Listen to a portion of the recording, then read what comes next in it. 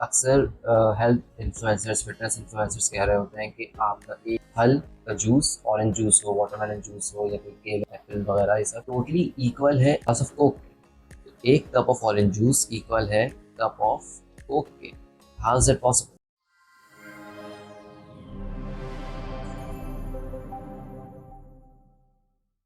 अस्सलामुअलैकुम, welcome to Nutri Essentials. Fruit series की videos का ये सेकंड पार्ट है कि जिसके अंदर हम वाटरमेलन जूस के यानी तरबूज के शरबत के जो प्योर हो, जिसके अंदर कोई रूह अफ़ज़ा, चीनी या स्वीटनर्स, आर्टिफिशियल स्वीटनर्स कुछ भी नहीं मिला हुआ हो, उसके इफेक्ट्स के ऊपर साइंटिफिक लिटरेचर के अंदर डिस्कस करेंगे। इस सीरीज के पार्ट 1 में मैंने डिटेल से डिस्कस किया है कि फ्रूट जूसेस से फाइबर्स रिमूव हो जाते हैं, फिर भी इसके बॉडी पर पॉजिटिव इफेक्ट्स होते हैं, इसके नेगेटिव इफेक्ट्स नहीं हैं।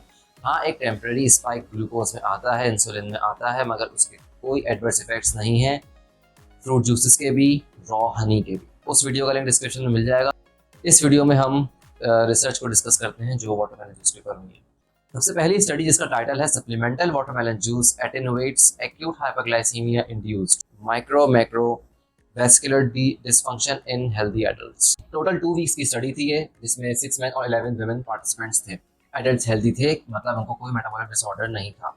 इन लोगों ने क्या किया, उनका ओरल ग्लूकोज टॉलरेंस टेस्ट किया, OGTT। उसके अंदर क्या करते हैं कि आपको एक कप पानी में तकरीबन 50 से 100 ग्राम चीनी मिक्स करते हैं ग्लूकोज टॉलरेंस टेस्ट के लिए कि आपकी बॉडी कितना उस ग्लूकोज को किस तरह से मेटाबोलाइज कर सकती है और कितनी जल्दी उसको रेगुलेट कर देती है। और फिर 1 घंटे बाद, 2 और 3 घंटे के बाद उसका ब्लड टेस्ट करते हैं ताकि देख सकें कि कितना स्पाइक है अभी ब्लड के अंदर ग्लूकोज का। अब इससे होता क्या है कि ये हाइपरग्लाइसीमिया जब आपको होगा तो ये वन ऑफ द फैक्टर्स है जिससे वेस्कुलर डिसफंक्शन होता है। वेस्कुलर डिसफंक्शन मतलब ब्लड वेसल्स की कॉन्ट्रैक्शन और रिलैक्सेशन की एबिलिटी डिस्टर्ब होना। Now what did they find? 2 weeks की वाटरमेलन सप्लीमेंटेशन से 500 ml की ये जो ग्लूकोज हाइपरग्लाइसीमिया की वजह से वेस्कुलर डिसफंक्शन हो रहा था, ये इम्प्रूव हुआ और साथ साथ मसल्स की ऑक्सीजन सेचुरेशन भी इम्प्रूव हुई। नेक्स्ट स्टडी जो तकरीबन उसी से रिजेम्बलेंस रखती है, उसका टाइटल है effect of watermelon juice supplementation on heart rate variability HRV and metabolic response during oral glucose challenge. Heart rate होता है आपकी बीट्स पर मिनट और हार्ट रेट वेरिएबिलिटी है दो एडजेसेंट हार्ट बीट्स के दरमियान में जो टाइम इंटरवल है उसकी फ्लक्चुएशन। हाई HRV आपकी यंग एज में होती है और डिक्लाइनिंग एज में आहिस्ता आहिस्ता ये कम होती जाती है HRV, और जनरली फेवरेबल होती है हाई HRV। इसका मतलब क्या है, HRV का क्यों इसमें मैटर रखा गया स्टडी के अंदर? इस वजह से कि HRV टेस्ट किया जाता है आपकी ऑटोनॉमिक फंक्शन की एबिलिटी को टेस्ट करने के लिए। मतलब ऑटोनॉमिक नर्वस सिस्टम कितना फंक्शन कर रहा है। ऑटोनॉमिक नर्वस सिस्टम आपकी कंट्रोल करता है सारे ऑटोमेटिक फंक्शंस को जो कि आप वॉलंटरीली नहीं कर रहे, इनवॉलंटरी फंक्शंस को, जिसके अंदर आपकी डिजेशन, हार्ट बीट्स और एब्जॉर्प्शन, न्यूट्रिएंट्स की ये सब चीज़ें इन्वॉल्व होती हैं। इस स्टडी में 18 हेल्दी पार्टिसिपेंट्स को रिसर्चर्स ने वाटरमेलन जूस दिया 2 वीक्स के लिए 500 ml, और उसके बाद उन लोगों ने ओरल ग्लूकोज चैलेंज किया। ओरल ग्लूकोज चैलेंज वही जो शुगर का कंसंट्रेटेड सॉल्यूशन दिया था पिछली स्टडी के अंदर। इससे वेस्कुलर डिसफंक्शन के साथ साथ हार्ट रेट वेरिएबिलिटी भी कम होती है और ऑक्सीडेटिव स्ट्रेस भी बढ़ता है। ऑक्सीडेटिव स्ट्रेस क्या है? ऑक्सीडेटिव स्ट्रेस इम्बैलेंस है आपकी रिएक्टिव ऑक्सीजन स्पीशीज़ का।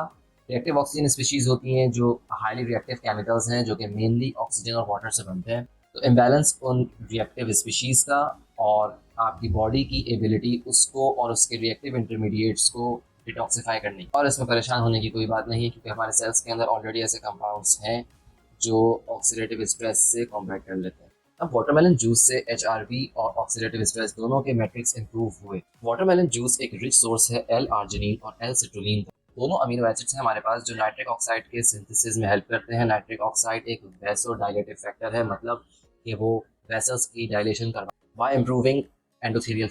वाटरमेलन एंटीऑक्सीडेंट्स, विटामिन C और लाइकोपीन की भी रिच सोर्स है जो कि ऑब्वियसली फिर हमारे ऑक्सीडेटिव स्ट्रेस को कम करता है और इनडायरेक्टली नाइट्रिक ऑक्साइड की बायो अवेलेबिलिटी को बढ़ा। नेक्स्ट स्टडी का टाइटल है watermelon juice a novel functional food to increase lycopene in older women.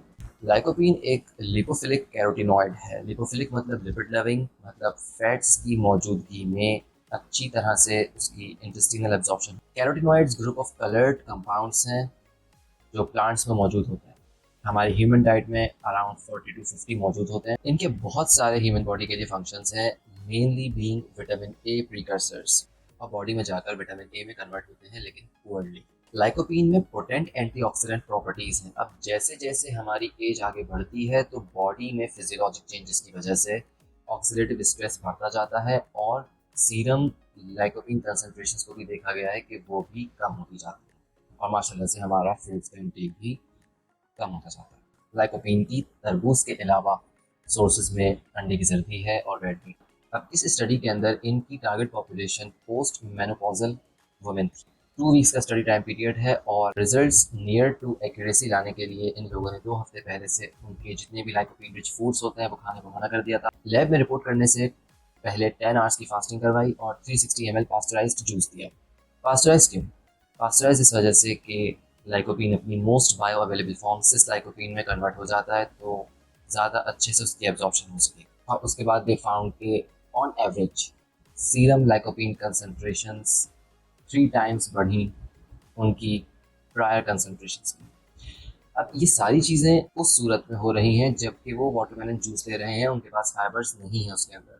अब एक प्रॉपर आइडियोलॉजी के अक्सर हेल्थ इन्फ्लुएंसर्स, फिटनेस इन्फ्लुएंसर्स कह रहे होते हैं कि आपका एक फल का जूस, ऑरेंज जूस हो, वाटरमेलन जूस हो या कोई केला, बनाना, एप्पल वगैरह, ये सब ये टोटली इक्वल है ऑफ कोक के।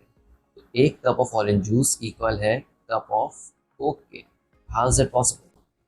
अगर ऐसा होता, आपकी बॉडी आइडेंटिफाई नहीं कर सकती शुगर मॉलिक्यूल को जो कि फ्रूट से आ रहा है और कोक से आ रहा है या दूसरी आर्टिफिशियल सोर्सेज से आ रहा है, तो ऑब्वियसली भी फ्रूट्स के भी एडवर्स इफेक्ट्स मिलते हैं स्टडीज़ के अंदर। और ये सिर्फ 3 स्टडीज़ नहीं है जो मैंने डिस्कस किए हैं, बहुत सारी, लेकिन मैंने 3 को सिलेक्ट किया था और इस फ्रूट सीरीज़ को स्टार्ट करने का मकसद भी यही था। फर्दर आगे इसके पार्ट्स के अंदर भी डिफरेंट फ्रूट्स जूसेस के स्टडीज़ में लेकर आता रहूँगा। फिलहाल इस वीडियो तक के लिए इतना ही, मिलते हैं नेक्स्ट वीडियो में। अल्लाह हाफ़िज़।